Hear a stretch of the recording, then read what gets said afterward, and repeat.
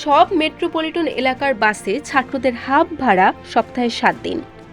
রাজধানী ঢাকা সহ দেশের সব মেট্রোপলিটন এলাকার বাসে ছাত্রদের হাফ ভাড়া সপ্তাহে 7 দিন কার্যকরের ঘোষণা দিয়েছেন ঢাকা সড়ক পরিবহন মালিক সমিতির সাধারণ সম্পাদক মোহাম্মদ সাইফুল আলম। তিনি বলেন, ছাত্রদের হাত ধরে 52-এর ভাষা আন্দোলন, 71-এর স্বাধীনতা ও 24 সালে স্বৈরাচার সরকারের পতন ঘটেছে। দেশ দ্বিতীয়বারের মতো স্বাধীন হয়েছে।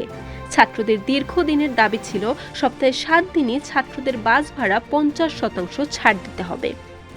24 সেপ্টেম্বর থেকে সপ্তাহে 7 দিন হাফ ভাড়া কার্যকর হবে। সোমবার দুপুরে রাজধানীর রমনা ইঞ্জিনিয়ারিং ইনস্টিটিউশন মিলনায়তনে এক সেমিনারে তিনি এই ঘোষণা দেন। হাফ পাসের জন্য অবশ্যই শিক্ষার্থীকে ইউনিফর্ম পরিহিত অথবা শিক্ষার্থীর পরিচয়পত্র সঙ্গে রাখতে হবে। এই সিদ্ধান্ত শুধুমাত্র মেট্রো এলাকায় কার্যকর থাকবে। বরিশাল.নিউজ।